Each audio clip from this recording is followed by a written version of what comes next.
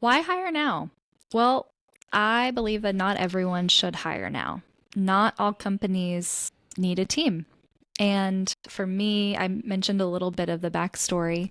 I ran my business for 4 years, almost exclusively alone. I would have virtual assistants come in and out, but it was pretty much just me. And that really started to shift when I thought about in my personal life how now I was kind of saying I believe that life will be better with this other person and we'll go farther together. We're going to be better together.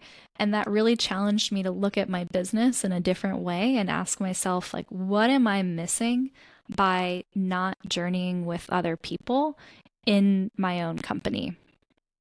But that might not be you. And you might be a freelancer, you might be a creator, you might be a consultant and used to operating alone. And the idea of building a team or hiring someone repulses you or stresses you out.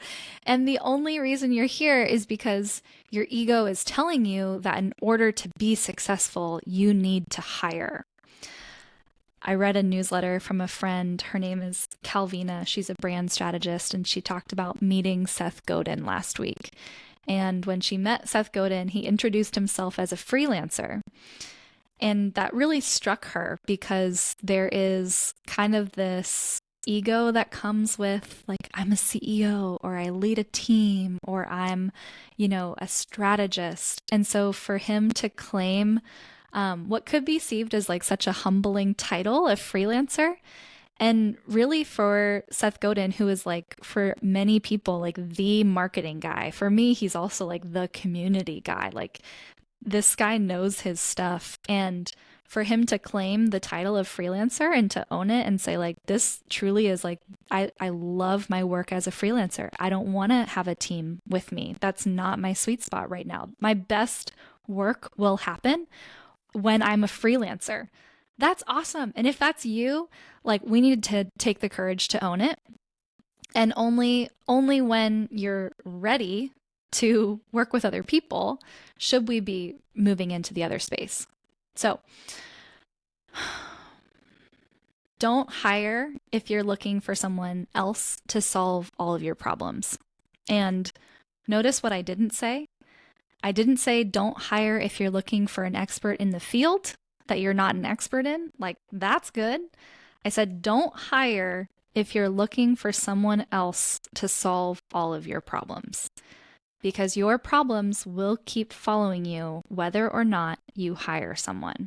So we don't hire someone else to solve all of our problems. We might hire someone else who has an expertise that we don't have. But we need to be honest and be brave enough to look at our own problems because hiring is not necessarily going to fix that. Okay, I'm just reading some of the comments here. Fractional community managers. Oh, okay.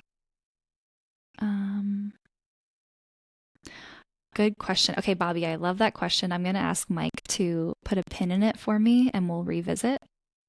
Yep, we got those saved.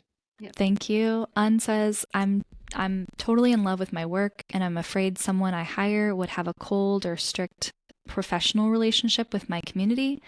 At the same time, it's important to de-zoom and be more rational about it because emotions can also get quite messy. Ooh, that's really good. We're gonna talk about that.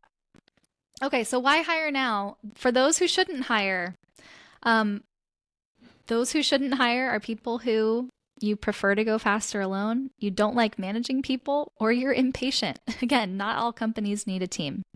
So if you're used to operating alone, and this is, it's going to serve you better to do your best work alone, that's great. Let's own that. For those who should hire, this is for people who hiring someone to help gets you closer to your highest self by doing your best work every day of your life.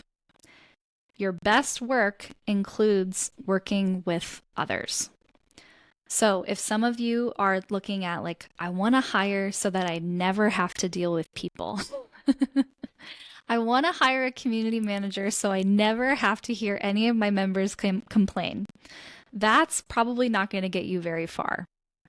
Okay. When you are hiring someone to work with you, part of what you're signing up for is working in tandem and collaborating with other people. That is part of your best work.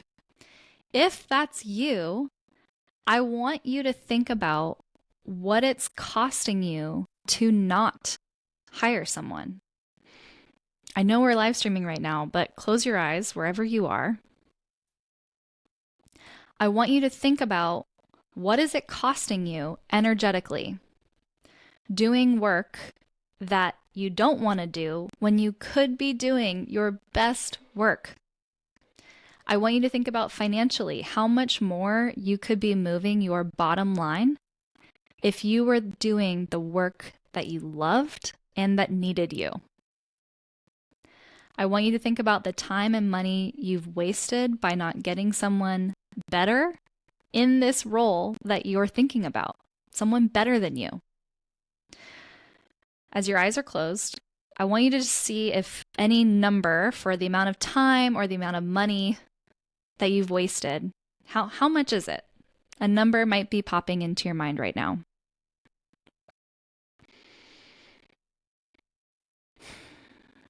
Yeah, opportunity cost is a huge factor.